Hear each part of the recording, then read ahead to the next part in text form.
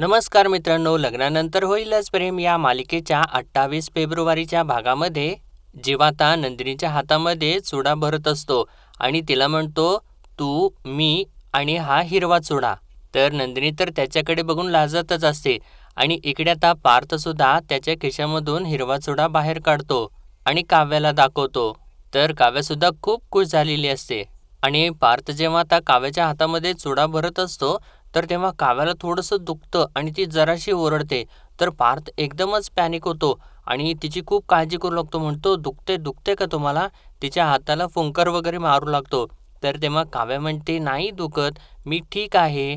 आणि इतकी काळजी आणि लग्नानंतर बदलणार तर नाही ना, असं ती विचारत असते. तर तेव्हा पार्थ तर तिच्याकडे एकसारखाच बघत असतो. तर इकडे जीवा तर नंदिनीला म्हणतो, बदल चांगला असतो.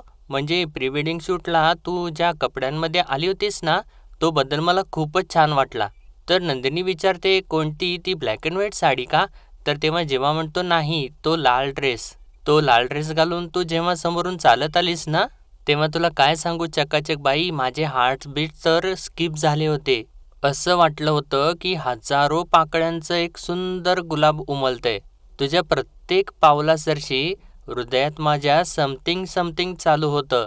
तू खूप सुंदर दिसत होतीस चकाचक बाई. आणि असं तो म्हणत असताना नंदिनी तर हसत लाजत असते. तर इकडे काव्यासुद्धा पार्थला विचारते, खरंच सुंदर दिसत होते का मी? तर पार्थ म्हणतो, खरं सांगू का, एरवी तर तुम्ही सुंदर दिसताच, पण प्री वेडिंग शूटला तुम्ही हॉट दिसत होतात. तर तेव्हा काव्या म्हणते, अहो देशमुख, तुम्ही इथे हे काय काय बोलताय? तर पार्थ म्हणतो, बायकोला हाट म्हणू नये असा काही नियम आहे का? तर काव्या तर थोडीशी लाजूसुद्धा लागते. तर पार्थ म्हणतो, काय आहे, एरवी कुर्ती साडीमध्ये तुम्ही छान दिसताच, पण त्या काऊ गर्ल हॅट, जीन्स आणि जॅकेटमध्ये सॉलिड दिसत होतात. तर काव्या तर विचारते पार्थला, देशमुख, लग्नानंतर सुद्धा असं म्हणाल ना देशमुख? कारण काय आहे, जवळपास सगळ्याच पुरुषांना म्हणजे लग्नानंतर बायकोने ताटात वाढलेलं जेवणच तेवढं हॉट लागतं. तर पार्थ म्हणतो, नाही, असं नाही होणार, कधीच नाही होणार. आपल्याला प्रत्येक जन्मात मी तुम्हाला कायम ॲप्रिशिएट करत राहीन. तर इकडे जीवाने सुद्धा आता नंदिनीला एकदम तेच वाक्य बोललेलं असतं.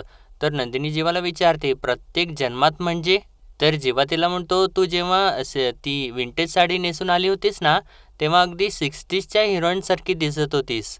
मला तेव्हाच वाटलं अगं की आपण फक्त याच जन्मात नाही तर त्या जन्मात सुद्धा एकत्रच होतो आणि तेव्हा राहिलेलं आपलं प्रेम या जन्मात पूर्ण करतोय.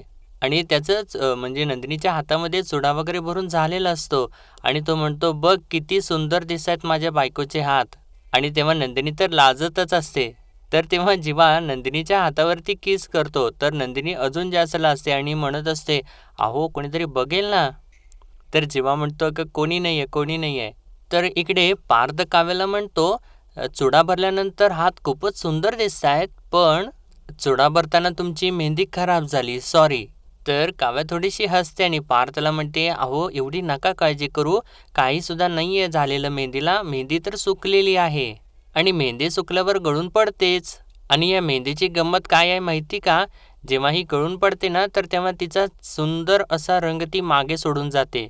तर इकडे नंदिनीने सुद्धा जीवाला तेच अगदी वाक्य बोललेलं असतं आणि ती पुढं म्हणते, आणि तो रंगसुद्धा अगदी लग्नानंतरच्या प्रेमासारखाच. आधी फिका असतो, मग नंतर चढत जातो आणि त्यानंतर मग गडद होत जातो आणि मग इतका रंगतो. असं ती बोलत असताना जेव्हा म्हणतो, मेहंदीचा रंग 4 दिवसानंतर उतरेल, पण आपल्या प्रेमाचा रंग कधीच नाही उतरणार आणि आता आपल्यामध्ये कोणीच नाही येणार.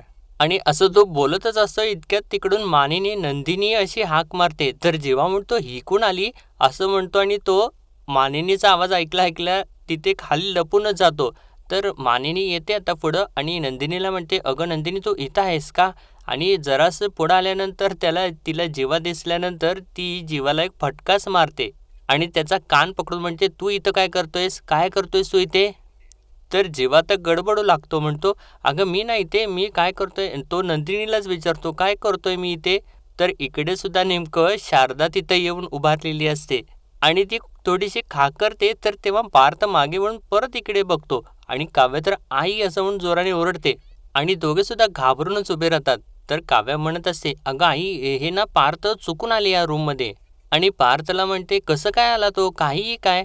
तर पार्थ म्हणतो, कसं झालं माहिती का, तो रस्ताच कळला नाही आणि इकडे आलो तर तुम्ही दिसलात." तर शारदा म्हणते, "ठीक आहे ना, मग आता चूक आपण सुधारूयात." तर इकडे मानिनी जीवाला तर फटक्यावर फटके मारत असते आणि म्हणते, "बाहेर होतास ना तू जीवा?" आणि नंदिनीला विचारतो, "तू मला सांग, हा इथे काय करतोय?" तर नंदिनी सुद्धा आता खोटं बोलू लागते. म्हणते, "हां, मला ना पाणी प्यायचं होतं, मग इथे कोणी सुद्धा दिसलं नाही आणि मग मी यांना बोलवलं." तर तेव्हा मानिनी म्हणते, "अच्छा, अच्छा, म्हणजे एवढ्या मोठ्या हॉलमध्ये तुला कोणी सुद्धा दिसलं नाही." आणि जीवाला विचारते, "म्हणजे तू तिला पाणी दिलंच नाहीस का?" आणि नंदिनीला म्हणते, "का आजकाल तू साखरेचं पाणी प्यायला लागली आहेस?" कारण तिथे पाण्याचा ग्लास वगैरे काहीच नसतं. तर जीवा म्हणतो, "काय ना, एवढ्या चमचमाटात ना सगळी शुगर वगैरे लो झाली अगं तिची." तर मानिनी परत जीवाला अजून एक फटका मारते आणि म्हणते, "अरे, चुडा भरायचा आहे ना तिला, सगळेजण थांबलेत तिकडे." आणि थोडंसं तिचं लक्ष आता नंदिनीच्या हाताकडे जातं, तर तिला तर चुडा भरलेला असतो आणि ती हसते आणि म्हणते, "अच्छा, अच्छा, असं चाललंय का सगळं हे?" आणि म्हणते, "विक्रम देशमुखांच्या पुढे हा मेला आणि चला आता मेहंदी रंगली, हळद लावायची का नाही?" तर इकडे आता शारदा सुद्धा या दोघांना म्हणते, "तुम्हाला हळद लावायला कोण आले माहिती आहे का? सत्या आणि मीरा आलेत. अगं किती गोड आहेत दोघं जण आणि अगदी साधी माणसं आहेत." तर काव्यासुद्धा म्हणते, "हो हो, दोघंही खरंच खूप गोड आहेत हा, अगदी साधी माणसं." तर इकडे मानिनी सुद्धा या दोघांना तेच सांगते. तर नंदिनी खुश होते आणि म्हणते, "अरे वा, त्या दोघांना वेळ मिळाला का आमच्या लग्नाला यायला? आम्ही तर भरून पावलो. मीरा, सत्या दोघंही जर फुलं घेऊन आली असतील ना, तर मग अजूनच छान. आणि चला आपण बघूयात का?" असं म्हणून आता हे दोघे सुद्धा उठतात आणि बाहेर येतात आणि त्यानंतर मित्रांनो, आता या चौघांचा सुद्धा हळदीचा कार्यक्रम सुरू होतो. तर इकडे आता सत्या जीवाला हळद लावत असतो आणि मीरा पार्थला हळद लावत असते आणि तेव्हा तिथे सर्वजणच असतात. युग असतो, वसू असते, मानिनी असते आणि समोरच आता नंदिनी आणि काव्या सुद्धा बसलेले असतात. तर जीवा तर नंदिनीला इशारा करतच असतो आणि इकडे पार्थ आणि काव्या एकमेकांच्याकडे बघून हरवून गेलेले असतात. तर त्यानंतर मीरा आता पार्थला सुद्धा हळद लावते आणि त्यानंतर युग हळद लावतो आणि या दोघी तर सारखं सारखं मधून मधून या दोघांच्याकडेच बघत असतात आणि हे दोघे सुद्धा वाकून वाकून मुद्दामून त्या दोघींच्याकडे बघत असतात. आणि यावेळी मित्रांनो, त्यांनी छान असं मस्तपैकी बॅकग्राऊंड म्युझिक सुद्धा इथे लावलेलं आहे. तर त्यानंतर सर्वजण आता हळद लावून या दोघांना सुद्धा एकदम पिवळं करून टाकतात. तर मानिनी विचारते, "आता सगळ्यांनी लावली ना हळद?" तर तेव्हा सर्वजण हो हो म्हणतात. त्यानंतर मानिनी मीराला सांगते, "मीरा, आता यांची उष्टी हळद नेऊन या दोघींना दे ना." तर पार्थ लगेचच हळद उचलतो आणि मीराच्या हातात देतो आणि म्हणतो, "काव्याला द्या, काव्याला द्या." आणि जीवासुद्धा इकडे सत्याला उचलून हळद देतो आणि ही म्हणतो नंदिनीची आहे. उजव्या हातात जी आहे ती नंदिनीची आहे. तर तेव्हा मीरा दोन्हीसुद्धा हळद आपल्या हातामध्ये घेते आणि ती पुढं चालत चाललेलीच असते. तर इतक्यातच तिचा तोल जातो आणि ती खाली पडते आणि ज्यावेळेस खाली पडते तर तेव्हा त्या दोन्ही बाउलमधली हळद एकमेकांच्यामध्ये मिक्स होते. तर वसू आता पुढे येते आणि तिला म्हणते, "अगं, अशी कशी धडपडलीस तू मीरा?" आणि म्हणते, "झालं का? अगं, माझ्या दोन्ही भाच्यांची हळद मिक्स झाली ना." तर रम्या तिला थांबवायचा प्रयत्न करत असते. तर वसू म्हणते, "अगं आई, काय आई म्हणतेस? अगं, आता कुठली हळद पार्थची आणि कुठली जीवाची कसं कळणार?" तर मानेनी वसूला शांत करते. म्हणते, "वसूताई, तुम्ही जरा शांत व्हा. अहो, ती पाहुणी आहे आपल्याकडची. असं बोलू नका ना तिला." तर सत्या मीराला म्हणतो, "काय गं, काय झालंय? अशी कशी धडपडलीस तू?" आणि त्यानंतर रम्याकडे बघत म्हणतो, "या लग्नात खोडा घालाय कोणीतरी मुद्दाम प्रयत्न करायलंय." आणि यानं असं म्हटल्यानंतर सगळ्यांना तर त्या गोष्टीचं आश्चर्यच वाटतं. तर रम्या सत्याला विचारते, "पण तुम्ही माझ्याकडे बघून का बोलताय हे सगळं? मी तुमच्याबरोबर इथेच उभी आहे ना सगळ्यांच्या बरोबर." तर तेव्हा सत्या म्हणतो, "वय की, पर खोडा घालायचाच असल तर दुसऱ्या कोणाकडून बी घालू शकतोय आपण, का नाही?" तर तेव्हा रम्या म्हणत असते, "पण यात मी काय केलेलं आहे?" तर तेव्हा आता काव्यामध्येच म्हणते, "सत्या दादा, रम्याची काही चूक नाही आहे या सगळ्यात. मीरा तिची तिची चुकून पडली ना." तर वसू म्हणते काव्याला, "नाही, चल, मान्य आहे, मान्य आहे, ही चुकून पडली. पण हिच्याकडून अगं जी चूक झाली ती दुरुस्त कशी करायची सांग ना. आता यांची हळदसुद्धा होणार नाही आणि या गणांना यांची उष्टी हळदसुद्धा लागणार नाही." आणि तिनं असं म्हटल्यानंतर सगळ्यांना जरा धक्काच बसतो. पण ती असं म्हणत असताना नंदिनी आता उठून उभी राहते आणि म्हणते, "वसू आत्या, जरा थांबा. हळदही होईल आणि उष्टी हळदही लागेल."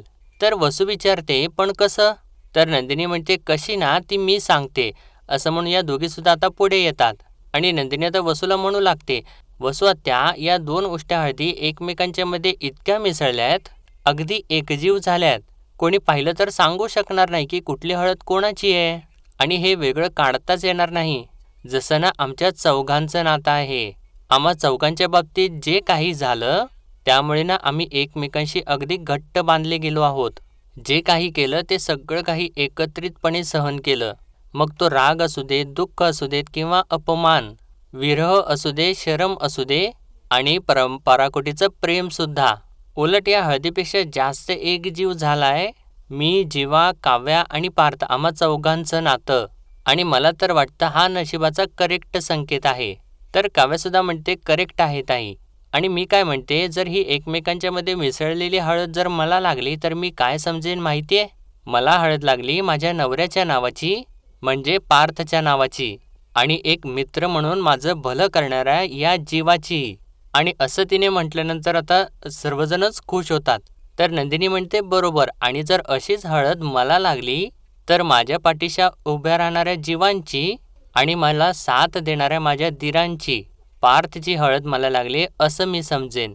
आणि तिनं असं म्हटल्यानंतर मीरा आणि सत्या दोघंसुद्धा खुश होतात. तर नंदिनी पुढं म्हणते, आणि वसू आत्या, अहो या दोघांचं काय घेऊन बसलात? आई बाबांच्या प्रेमाचा रंग जो आमच्यावरती चढलाय तो अगदी पक्का आहे. तर काव्यसुद्धा म्हणते नाहीतर काय, अहो आत्याबाई, कुटुंब म्हणून आम्ही एकमेकांचं सगळं काही उष्टही खाऊ, मग ही उष्टी हळद काय चीज आहे? त्यामुळे मीराकडून काहीही चूक झालेली नाहीये. तर नंदिनी म्हणते उलट आमच्या या घरामध्ये येण्यामुळे भाऊ भाऊ वेगळे होणार नाहीत, तर या हळदीसारखे एकत्र येणार आहेत, हेच सांगते ही उष्टी हळद. आणि त्यानंतर ती मीराच्या हातामधून ते बाउल्स आपल्या हातामध्ये घेते आणि एक बाउल काव्याच्या हातामध्ये घेते आणि आपल्या बाउलमधली हळद घेऊन काव्याच्या गालाला लावते आणि म्हणते तुझ्या नवऱ्याची पार्थची हळद. तर तेव्हा काव्या हसत हसत पार्थकडे बघते. तर काव्यासुद्धा तिच्या बाउलमधली हळद नंदिनीच्या गालावरती लावते आणि म्हणते आणि ही तुझ्या नवऱ्याची म्हणजे जीवाची हळद. आणि तेव्हा त्या जीवासुद्धा छान हसत असतो आणि विक्रम आणि धनंजय दोघेसुद्धा खुश झालेले असतात. तर नंदिनी म्हणते घ्या वसू आत्या, तुमच्या प्रश्नाचं उत्तर मी कृतीतूनच दिलंय. तर तेव्हा वसूसुद्धा हसते आणि म्हणते हो हो. तर तेव्हा सत्य एकदमच मध्ये म्हणतो वा वा वा, याला म्हणतात साधी माणसं. तर मित्रांनो आता लगेचच लग्नानंतर होईलच प्रेमचं बॅकग्राऊंड म्युझिक चालू होतं आणि सर्वजण आता छानपैकी टाळ्या वाजवू लागतात आणि सगळ्यांना सुद्धा त्या गोष्टीचा आनंद झालेला असतो. तर मानिनी म्हणते बर मुलींनो, आई बाबा तिथे वाट बघताय, जा आणि हळद लावून या. तर आता या दोघीसुद्धा परत आपल्या आपल्या जागेवरती जातात आणि त्या दोघींच्या मागे मीरा आणि सत्यासुद्धा जातात. तर आता शारदा मीराला म्हणते माझ्या मुलींना पहिला हळद लावण्याचा मान तुमचा, तूच लाव हळद. तर मीरा आता लगेचच नंदिनीला हळद लावू लागते आणि मित्रांनो तेव्हा छान असं बॅकग्राऊंड म्युझिक सुद्धा इथं लावलेलं आहे, गुलाबाची कळी जसं हळदीने माखली. आणि त्यानंतर मीरा लगेचच काव्याजवळ सुद्धा जाते आणि तिला सुद्धा हळद लावू लागते. आणि त्यानंतर आता शारदा सुद्धा पुढे येते आणि या दोघींना हळद लावू लागते. आणि त्यानंतर एक एक करून सर्वजणी त्या दोघींना हळद लावत असतात आणि इकडून हे दोघे सुद्धा छानपैकी या दोघींच्याकडे बघत असतात. आणि त्यानंतर धनंजय सुद्धा पुढे येतो आणि या दोघींना हळद लावतो आणि दोघींना सुद्धा आपल्या जवळ घेतो आणि शारदा सुद्धा या दोघींना आपल्या जवळ घेत असते. म्हणजे या दोघांना सुद्धा थोडंसं भरून आलेलं असतं मित्रांनो. आणि त्यानंतर आता हळद लावून सगळ्यांची पूर्ण होते आणि आता मीरा आणि सत्या समोर उभारलेले असतात आणि ते चाललेले असतात. तर तेव्हा नंदिनी त्या दोघांना म्हणते तुम्ही दोघं सुद्धा आलात, आम्हाला खरंच खूप बरं वाटलं. तर सत्या म्हणतो आज इथं येऊन तुम्हा समद्यांना भेटून खरंच लई बरं वाटलं. तर मीरा सुद्धा म्हणते खरंच, आणि असाच ना तुम्हा एकमेकांच्या बरोबर तुमचा आनंद वाटत राहा आणि तुम्हा सगळ्यांना तुमच्या पुढच्या वाटचालीसाठी लई लई शुभेच्छा. तर आता हे दोघे चाललेले असतात. तर तेव्हा सत्या जीवाला मिठी मारतो आणि पार्थला सुद्धा मिठी मारतो आणि इकडे मीरा नंदिनी आणि काव्याला सुद्धा मिठी मारते. आणि आता हे दोघे सुद्धा या सगळ्यांचा निरोप घेतात आणि आता तिथून ते निघून जातात. तर आता युग लगेचच येतो आणि म्हणतो चला चला, आता पाहुणे निघून गेलेले आहेत आणि आता जरा जपून जपून हळद लावायचं बास करा, आता मस्त धिंगाणा घालायचा आहे. आई बाबा या लवकर, परत हळद लावा सगळ्यांना, असं म्हणून तो आता सगळ्यांना हळद लावायसाठी बोलवतो. आणि तेव्हा आता या सगळ्यांचा हळदीचा जोरदार कार्यक्रम सुरू होतो. सगळेजण मिळून एकमेकांना हळद लावू लागतात. तर त्यानंतर आता सगळं काही शांत होतं आणि हे चौघेसुद्धा आता बसलेले असतात शांतपैकी. तर नंदिनी म्हणते, आज ना कार्यक्रमाला गालबोट लागता लागता राहिलं. तर पार्थ म्हणतो, हो मला का असं वाटते कोणास ठाऊक हे सगळं काही रम्यानं केलेलं आहे. तर काव्या तर रम्याच्या ऐकण्यात गेलेली असते आणि तिला सगळं काही रम्याचं पटत असतं. तर काव्या म्हणते लगेच, अहो ऐका ना, रम्या आता बदललेली आहे आणि आता आजचंच घ्या ना, किती मनापासून करत होती ती सगळं. तर पार्थला तिच्यावरती विश्वास बसत नाही थोडा आणि तो म्हणतो, अहो काय मनापासून, बरं ठीक आहे ते राहू देत. आणि या दोघांना तो विचारतो, बरं तुम्ही दोघं सांगा, तुम्हा कोणाकोणाला वाटते की रम्या प्रामाणिक आहे. तर मित्रांनो चक्क जीवा आपला हात वरती करतो आणि नंदिनी आणि पार्थला तर धक्काच बसतो त्याच्याकडे बघितल्यानंतर. तर इकडे रम्या मस्तपैकी ते सगळं काही तिथे उभा राहून ऐकत असते. तर नंदिनी म्हणते, पण जीवा तुमचं मत इतक्यात कसं काय बदललं. तर पार्थ सुद्धा म्हणतो, अरे जीवा तू हात वर केलायस, माझ्यासाठी सुद्धा ते शॉकिंग आहे. अरे तू विसरलायस का वसुआत्या आणि रम्याने काय केले ते आपल्या बाबतीत. हे बघ आपल्या प्रत्येक आनंदावरती विरजण घालायची व्यवस्थित काळजी घेतली आहे त्यांनी. तर जेव्हा म्हणतो नाही तुझं बरोबर आहे, पण यावेळी ना मी रम्यामधला बदल सेन्स करू शकतोय. तर काव्यासुद्धा पार्थला होच असं म्हणत असते. पण या दोघांचा अजूनसुद्धा म्हणजे पार्थचा आणि नंदिनीचा विश्वास काही याच्यावरती बसत नसतो. तर इकडून रम्या ते सगळं काही ऐकत असते आणि म्हणते, आधी काव्या आणि आता जीवा, 2 विकेट डाऊन रम्या. आणि आता बघाच उद्या संगीतमध्ये काय होतं ते. तर इकडे पार्थ म्हणत असतो, प्रश्न फक्त बदलाचा नाहीये. तर असं हे बोलत असताना इकडून आता विक्रम आणि मानिनी तिथे येतात आणि विक्रम म्हणतो, बघितलंस ना मी बेट जिंकलो का नाही, आणि चल 500 रुपये काढ. तर मानिनी त्याला ओरडतेच, गप्प गप्प बसावं. तर जीवा म्हणतो, यांचं ना काहीतरी भलतंच सुरू असतं आणि म्हणतो त्या दोघांना, अहो लवबर्ड्स काय काय या इकडे या इकडे या. आणि तेव्हा दोघं सुद्धा तिथे येतात. तर विक्रम मानिनीला म्हणत असतो, चल काढ 500 रुपये काढ. तर जीवा विचारतो त्या दोघांना, बरं मला सांगा कसली बेट लावली होती. तर विक्रम म्हणतो, काही नाही, तुझी आई म्हणत होती की मुलं झोपली असतील आता. तर मानिनी सुद्धा म्हणते, हां मला असं वाटलं की एव्हाना तुम्ही झोपले असाल ना सगळे, दमून थकून. तर विक्रम म्हणतो, अगं असं काय करतेस मानिनी, अगं उलट आता ना जागण्याचे आणि जागवण्याचे दिवस आहेत. तर जीवा सुद्धा म्हणतो, अहो हे काय काय हे काय बोलताय. तर मानिनी म्हणते, पण अहो उद्या संगीत आहे ना, हे झोपले नाहीत ना वेळेवर तर डोळेसे मोठे दिसतील, घाणेरडे दिसतील. आणि काय करताय तुम्ही चौघेजण इथं आत्ता. आणि असं ती विचारत असते. तर मित्रांनो आजचा भाग इथे संपतो आणि पुढील भागामध्ये आपण पाहणार आहोत. पुढच्या भागात मित्रांनो त्यांनी मस्तपैकी असा संगीतचा कार्यक्रम दाखवलेला आहे आणि संगीतच्या कार्यक्रमात तर छान अशी मस्त धमाल चालू असते.